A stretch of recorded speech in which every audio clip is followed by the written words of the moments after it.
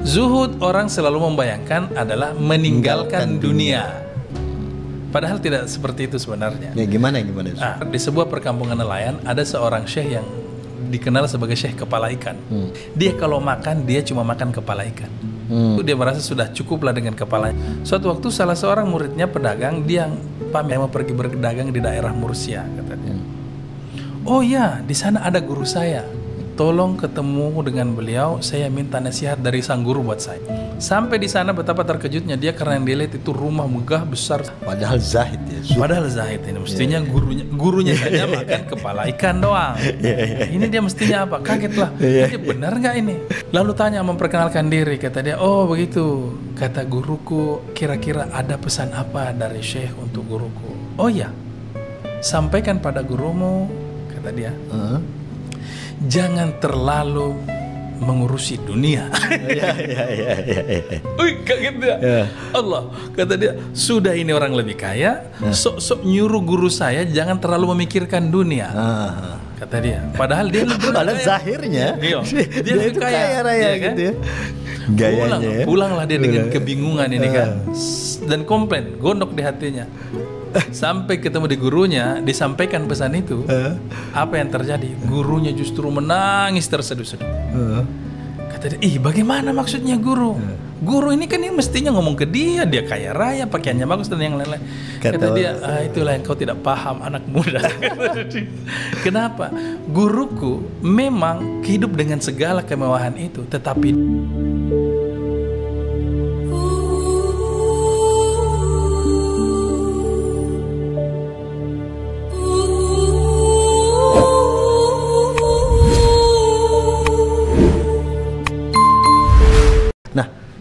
memang apa sih manfaat dari apa yang didapat gitu dari tasawuf itu? Nah, As-Sarid kan nulis tasawuf ini. Ya, betul. Sebenarnya apa ya? Kayak orang kan nulis melakukan sesuatu itu pasti ada target utamanya. Betul, gitu. Apa sih sebenarnya dari ajaran? Nah, kalau orang yang menjalani tasawuf, seorang yang melakukan suluk lah misalnya, salik. Perjalanan ya, orangnya adalah salik teman-teman sekalian. Karena tasawuf itu bukan cuma konsep, itu lebih pada praktek.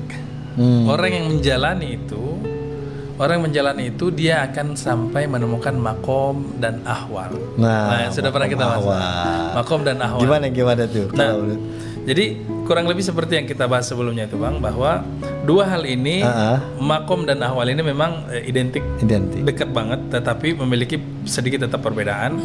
Makom ini gambarannya adalah tingkatan spiritual seseorang, kedudukannya, kedudukan spiritual. Sementara ahwal ini lebih pada kondisi spiritualnya. Nah, yang kedua terkait makom dan ahwal, makom bagi satu sosok sufi itu belum tentu sama dengan sufi yang lain. Itu yang perlu diingat. Baik dari nama-namanya, apa-apa saja yang termasuk makom. Yang kedua, tingkatan-tingkatannya, karena bisa saja ini lebih tinggi bagi yang satu, yang lain menganggapnya itu lebih rendah. Yang ketiga, ahwal bagi yang satu bisa jadi makom bagi yang lain. Oh, jadi antar sufi ini dalam mengkategorisasi dan antara makom dan ahwal ini bisa berbeda-beda. Tapi prinsipnya bahwa setiap sufi ini mempunyai ajaran tentang makom dan ahwal. Kemungkinan yang agak berbeda sedikit ya kemarin, yang dia menekankan justru mauqif. Iya, tapi kurang lebih sama. Karena An-Nifari itu yang kemarin kita bahas teman-teman, An-Nifari. Nah, di beliau ini ada 7 makom.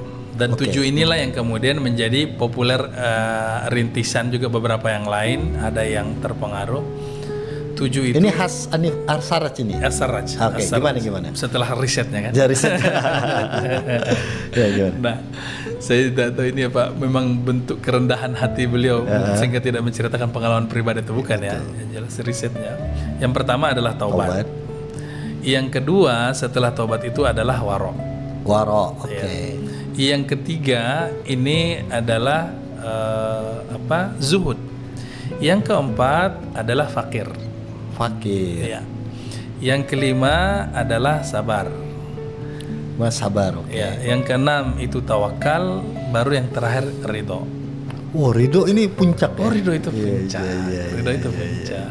Nah, saya ini Ustadz hafal betul ya tingkatan ini. Luar biasa. Ini gua apa salib ini. Oke, lanjut Ustadz. Nah, coba bisa secara singkat secara singkat. Taubat itu apa dalam tasawuf? Nah, taubat ini digambarkan sebagai penyesalan seseorang atas keburukan yang sudah dia lakukan. Itu ada cirinya dulu. Ciri orang bertobat baik terkait dengan masa lalu, sekarang dan nanti. Pertama, masa lalu keburukannya dia menyesali itu. Oke. Jadi ada penyesalan. Ada penyesalan itu. Tindakan masa lalu. Terus. Tapi kalau antum mestinya menceritakan keburukan masa lalu dan masih ada rasa bangga di situ, itu belum tobat. Bukan belum tobat. Aneh itu. Aneh. Gitu keburukan kan? Terus yang kedua, masa kini keburukannya ditinggalkan. Oke. Satu disesali, ditinggalkan. Yang ketiga di depan adalah tidak akan diulang. Tidak akan diulang. Nah, itu ciri-ciri orang yang tobat. Itu ciri orang yang betul-betul tobat. Menarik nanti pemirsa, ini menarik ya. Kita sering nyebut istilah taubat gitu kan. Tapi nggak paham taubat itu apa. Kadang cuma ungkapan aku taubat lah kalau kayak gitu. Terus sholat taubat itu biasanya. Taubat. Tapi yang secara substansial itu taubat itu ciri-cirinya tiga ya. Pertama, menyesali atas keburukan yang lalu. Ya. Terus meninggalkan keburukan yang saat ini dan di sini. Ya. Kemudian yang ketiga, tidak akan mengulangi. Oke. Nah, di level ini ada 3 macam tingkatan taubat. Taubatnya awam, tobatnya khawas khusus, dan khawasul khawas. Lebih khusus lagi. Nah, tobatnya awam kayak kita ini adalah rata-rata tobat dari dosa. Tobat dari dosa. Karena ini yang paling banyak. Nah, tobatnya khawas itu adalah tobat dari lalai kepada Allah. Yang unik, tobatnya orang awam adalah harus mengingat dosa. Tapi tobatnya orang khawas tidak boleh ingat dosa. Gimana tidak bisa ingat dosa? Kenapa? Karena kalau awam harus ingat dosa biar ditinggalin. Tapi kalau yang khawas itu dia tidak boleh ingat dosa. Kenapa? Karena kalau kau ingat dosa berarti kamu lalai dari mengingat Allah. Kan unik kan? Tapi ada lebih tinggi lagi. Yang lebih tinggi lagi adalah tobat yang khawasul khawas. Ini adalah tobat seseorang dari melibatkan dirinya di dalam ibadah. Melibatkan dirinya di dalam merasa dirinya ada di dalam ibadah itu. Jadi gini, perlu dipahami Bang, perlu disadari bahwa semua yang ibadah kita lakukan itu sebenarnya digerakkan oleh Allah. Kalau misalnya antum itu malas berzikir, malas mengingat Allah, maka yakinilah Allah juga lagi malas ingat antum. Karena gitu ya? Karena semuanya wallahu khalaqakum wa ma ta'malun, dan Allah lah yang menciptakanmu dan apa yang kamu lakukan. Hakikatnya seluruh ibadah, kalau kita malas berzikir mestinya sedih. Kenapa? Allah juga malas ngingetin lu. Kalau kita malas membaca Al-Quran, maka yakinlah Allah juga lagi malas ngobrol sama kamu. Karena ayat Quran itulah dialog kita dengan Tuhan. Kalau begitu, apa kemudian peran manusia sebagai bentuk kesadaran menuju Tuhan itu? Kalau Tuhan yang menggerakkan. Iya, makanya dekati. Kalau misalnya paling gampang, kalau malas ibadah sholat, berarti itu Allah lagi malas melihat wajahmu. Karena kan kita kalau sholat kan wajah gitu lah. Maka kita harus mendekati. Justru saat seperti itu malu, sedih, sehingga lakukan. Kenapa? Karena seluruh yang kamu lakukan pada dasarnya adalah Tuhan yang menggerakkan. Menarik nih Ustaz. Jadi justru kalau misalnya kita malas sholat, malas ngaji, saat itu sebenarnya justru kesempatan kita didorong, justru kita harus mendekat. Iya betul. Gini, antum kalau dicuekin orang tua, orang yang dihormatin, guru, mestinya apa? Satu, sedih. Kedua, perbaiki sikap biar diperhatikan. Jangan bilang ya karena memang begitu dia, jadi gue juga enggak. Itu udah ketahuan berarti memang antum lebih bermasalah. Yang kedua adalah waro. Waro ini secara umum adalah bersikap hati-hati. Ini ada 3 tingkatan juga. Awam, orang soleh, dan orang arif. Waro ini. Waranya awam kayak kita ini adalah jauhi yang haram. Waraknya orang soleh menjauhi yang syubhat. Jadi syubhat dia dijauhi ya. Dijauhi dia. Susah kita hidup syubhat di Indo. Nah, lebih tinggal lagi Arif. Yang susah boleh. Betul. Yang ketiga ini Arif apa? Menjauhi segala selain Allah. Bayangkan itu waro. Nah, setelah waro masuklah ke zuhud. Zuhud ini, nah ini teman-teman paling sering disalahpahami, sehingga menurut saya ini perlu sedikit explore. Zuhud orang selalu membayangkan adalah meninggalkan dunia. Padahal tidak seperti itu sebenarnya. Ya gimana? Ada cerita menarik. Kalau ini saya mau cerita khusus untuk ini, zuhud. Di sebuah perkampungan nelayan ada satu kisah sufi populer. Di sebuah perkampungan nelayan ada seorang syekh yang dikenal sebagai syekh kepala ikan. Kenapa? Karena dia saking zuhud dan yang lain-lain, dia kalau makan dia cuma makan kepala ikan. Badannya itu dia merasa sudah cukup lah dengan kepalanya. Badannya boleh dikasih ke orang lain, boleh hewan dan yang lain-lain. Suatu waktu, tapi dia sufi yang dihormati. Suatu waktu salah seorang muridnya pedagang, dia pamit, guru mohon doakan saya mau pergi berdagang di daerah Mursia, katanya. Oh ya, di sana ada guru saya. Alamatnya di sini dan seterusnya. Tolong ketemu dengan beliau, saya minta nasihat dari sang guru buat saya. Jadi kurang lebih kakek gurunya dia lah kan. Oke, guru dari gurunya. Sampai di sana betapa terkejutnya dia karena yang dia lihat itu rumah megah besar seperti bak istana lah. Padahal zahid ya. Padahal zahid ini mestinya gurunya saja makan kepala ikan doang. Ini dia mestinya apa? Kaget lah. Ini benar nggak ini? Setelah orangnya datang, pakaiannya mewah, baru pulang dari istana bertemu penguasa. Lalu tanya memperkenalkan diri, kata dia, oh begitu, kata guruku, kira-kira ada pesan apa dari syekh untuk guruku? Oh ya, sampaikan pada gurumu, kata dia, jangan terlalu mengurusi dunia. Wih, kaget dia. Allah, kata dia, sudah ini orang lebih kaya, sok-sok nyuruh guru saya jangan terlalu memikirkan dunia. Kata dia, padahal dia lebih zahirnya dia lebih kaya raya kan? Gitu ya. Gayanya pulanglah dia dengan kebingungan ini kan, dan komplain, gondok di hatinya. Sampai ketemu di gurunya, disampaikan pesan itu. Apa yang terjadi? Gurunya justru menangis terseduh-seduh. Kata dia, bagaimana maksudnya guru? Guru ini kan yang mestinya ngomong ke dia kaya raya, pakaiannya bagus dan yang lain-lain. Kata dia, itulah yang kau tidak paham anak muda. Kenapa?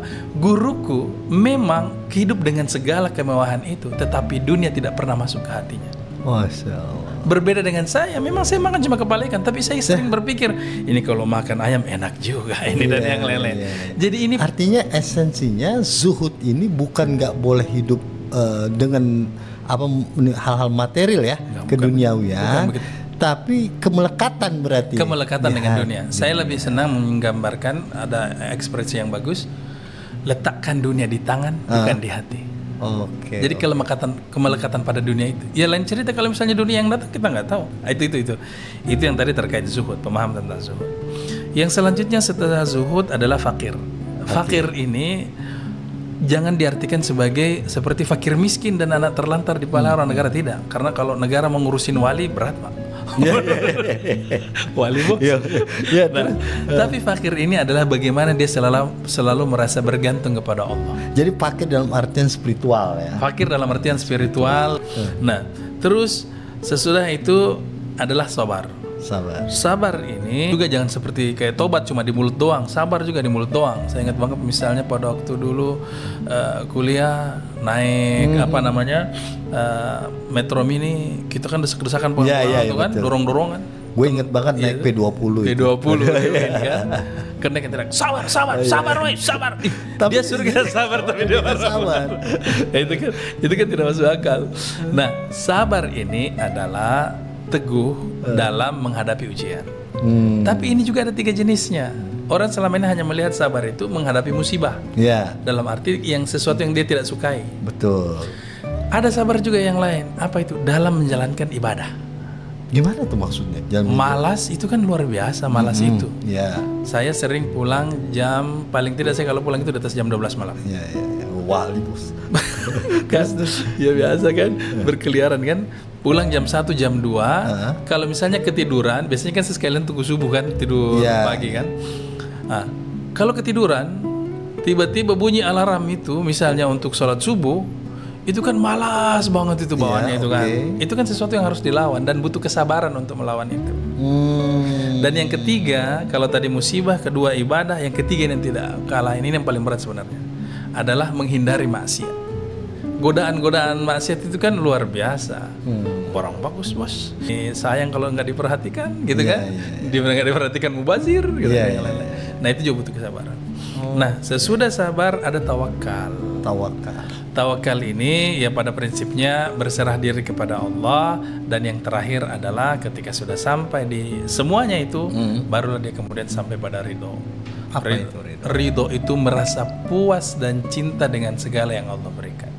Dia apapun itu kondisinya, ya itu baru definisi ridho dalam artian tasawuf. Iya betul. Ya. Jadi pemirsa Sadra TV, ini sebelum closing ini ada hal menarik sebenarnya. Saya tertarik soal zuhud itu ya. Jadi zuhud ini penting. Jadi teman-teman kalau teman-teman pakai kendaraan yang mewah gitu ya, terus menggunakan brand-brand gitu, baju style ya, fashion gitu ya, yang mahal. Sebenarnya itu dalam konteks tasawuf itu, sejauh itu tidak melekat dalam hati, itu bukan keglamoran, bahwa zuhud itu bukan katrok gitu loh. Nah inilah pentingnya saya kira relatnya zuhud dalam konteks gaya hidup orang-orang sekarang. Dan ada tadi lupa bagian yang saya lupa sebutkan. Sosok guru yang kaya raya itu tidak lain adalah Syekhul Akbar, Ibnu Arabi. Masya Allah. Ibnu Arabi ternyata itu. Itu cerita tentang Ibnu Arabi. Oke. Nah, baik, karena keterusan waktu Ustadz. Terima kasih. Baik, pemirsa Sadra TV, jangan lupa subscribe, komen gitu ya. Dan ini kita akan terus masih lanjut ya. Insyaallah. Dan ini akan menarik, dan kami butuh masukan-masukan, kritikan, silakan, bahkan komentar-komentar untuk agar program kita ini terus lebih baik, karena ada masukan ya dari teman-teman pemirsa Sadra TV. Wassalamualaikum warahmatullahi wabarakatuh. Waalaikumsalam warahmatullahi wabarakatuh.